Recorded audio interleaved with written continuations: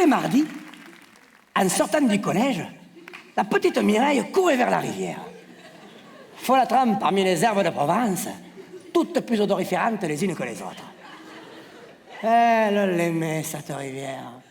Surtout à l'heure où les rayons du soleil tentent de se frayer un passage entre les feuilles de ces arbres centenaires que pourtant l'automne arrive encore à faire rougir, comme des jeunes filles. La petite Mireille, elle, plus tard, voulait être navigatrice solitaire. Elle qui, du haut de ses 15 ans, n'avait jamais vu la mer, pauvrette. Elle avait décidé depuis longtemps, mais c'était un secret qu'elle ne partageait qu'avec les lapins et les cigales, qui la comprenaient et qui lui souhaitaient bonne chance, en poussant leur cri-cri. Surtout les cigales. Alors, cette rivière, c'était son océan. Une simple feuille de châtaignier où elle piquait une brindille, et elle avait son catamaran, son paquebot, son penduic. Elle confondait tout pour être. Hissez la grande voile, affalez le spi, bordez le fort, criait-elle en suivant son radeau de fortune, que de temps en temps un caillou malicieux faisait chavirer dans sa course. Iceberg, iceberg, hurlait-elle trop tard, sous le regard mutin des petits lapins, qu'elle appelait ses moussaillons, et qui gambadaient parmi le thym et le romarin. Mais ce mardi-là, ce qui lui apparut fut extraordinaire. Sortant tout ruisselant de la rivière, au lieu dit la gourde, dans le simple appareil d'une beauté qu'on vient d'arracher au soleil, un homme nu. Que dis-je, un homme? Une chevalière à chaque petit doigt, une gourmette de 400 grammes en or massif au poignet gauche, une chaîne qui descendait dans une garrigue de poils, et au bout de laquelle pendait une figure de la Vierge, un scorpion et une lame de rasoir. Tout ça en or, s'il vous plaît. Un ange.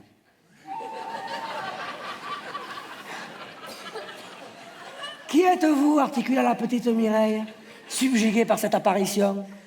Ne seriez-vous pas un de ces dieux des océans? Un de ces corsaires des temps modernes qui bourlinguent dans mes rêves? Tu pouvais pas mieux tomber, répondit-il en mettant ses rébanes comme unique vêtement. Mon nom est Jean-Claude Surcouf. Ah, fit la pitchounette. Mais, reprit-il, baigne-toi comme moi dans le courant de cette onde pure, et après, viens t'en sécher au soleil à côté de moi.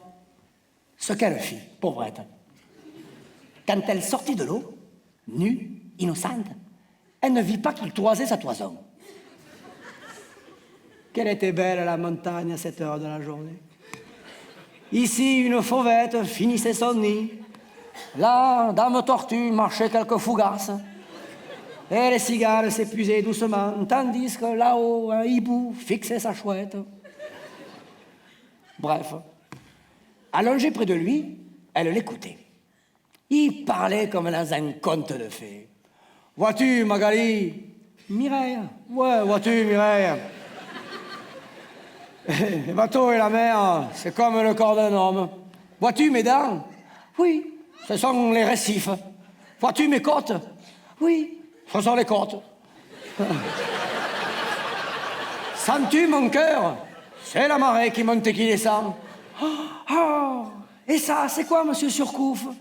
Ah, c'est le mât. Mais retourne-toi, Mireille, et regarde cette abeille qui butine cette fleur. Et elle se retourna. Autour d'eux, l'air floribond, le serpolet, la sauge et la sarriette, le genévrier, le cerfeuil et la noisette. 1 minute et 15 secondes plus tard, la petite Mireille, frêle goélette, avait l'impression qu'un porte-avions lui tamponnait la poupe. « Mon Dieu !» cria-t-elle de douleur. « T'inquiète pas, petite, je suis là, fit-il. » Et il poussa un grognement terrible qui coucha les oreilles de tous les lapins et les écureuils de la contrée. « J'ai l'impression que le tonnerre tonne, grogna-t-elle, le nez dans une touffe de lavande. « Eh, tu commences à voyager, petite. » Et le temps passa.